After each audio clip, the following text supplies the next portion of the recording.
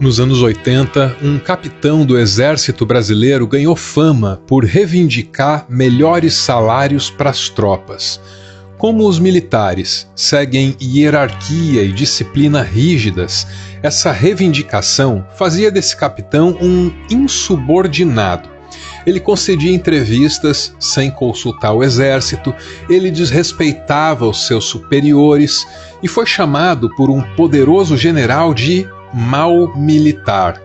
Mas certa vez, esse capitão foi pego com rabiscos que mostravam que ele poderia ser algo ainda mais perigoso que um mal militar. Ele poderia ser um terrorista que tinha desenhado um plano para explodir tubulações de água, causar o caos no Rio de Janeiro. Esse caos exigiria a presença das tropas e assim ele ganharia argumentos para pedir aqueles salários maiores e outras vantagens para os seus. Esse capitão acabou tendo que sair do exército. Não chegou a ser devidamente punido, mas saiu pela porta dos fundos, como o mau militar que tinha sido até ali. Mas, com a fama que ele ganhou, acabou entrando para a política e fez uma carreira que poderia muito bem ter terminado em 1999. Através do voto, você não vai mudar nada nesse país. Tá? Nada, absolutamente nada. Você só vai mudar, infelizmente, quando um dia nós partimos para uma guerra civil aqui dentro. Né? E fazendo um trabalho que o regime militar não fez. Matamos 30 mil. Começando com o FHC. Não deixar para fora, não. A política só existe para que o poder não seja disputado na base da violência. Se um deputado fala em matar um presidente da República, esse deputado sozinho invalida o parlamento inteiro. Mas ninguém se tocou e aí ele continuou. Pela memória do coronel Carlos Alberto Brilhante Ustra, o pavô de Dilma Rousseff. Como vota, deputado? Pelo Exército de Caxias, pelas nossas Forças Armadas, por um Brasil acima de tudo e por Deus acima de todos, o meu voto é sim! A homenagem ao torturador era outro sinal de que esse capitão precisava ser parado.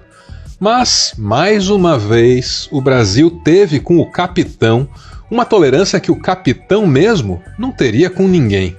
Como aquela proverbial maçã que pode contaminar toda a caixa e fazer tudo ao seu redor apodrecer, o nosso capitão infectou toda a política brasileira. Ele despertou o pior nas pessoas, empoderou o ódio e a violência. Foi chamado de mito, se elegeu presidente, pelo voto, mas governou como o militar preguiçoso e indisciplinado que sempre foi. Até que veio uma pandemia. E aí, aquelas 30 mil mortes que ele tinha mencionado nos anos 90, se aquilo era um objetivo, ele se superou. A minha especialidade é matar, pô. Sou capitão de artilharia. Pelo voto, o Brasil não deixaria esse capitão continuar sendo presidente. Então, para manter o poder, ele voltou às origens e bolou mais um plano terrorista. Para ele, que já tinha saído de tudo impune até ali, não deve ter parecido uma aposta muito perigosa. Ele nunca tinha sido punido. Por que é que isso mudaria agora? Pois bem, isso está mudando na história dele e, graças ao bom Deus, que tantas vezes teve seu nome usado em vão, isso está mudando na nossa história também.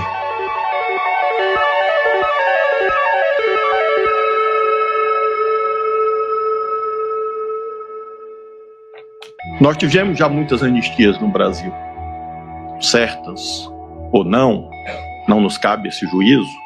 Nós não somos um tribunal da história, nós somos o tribunal do direito positivo aos fatos concretos existentes.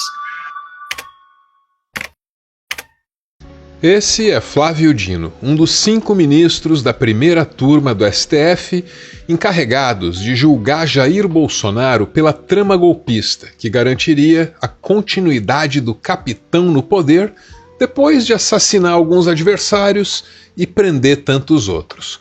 Flávio Dino abre o voto dele dizendo que esse é um julgamento qualquer.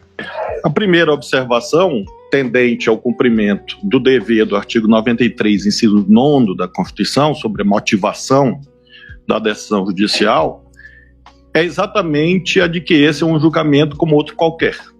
Por que é que ele precisa pontuar que esse é só mais um julgamento?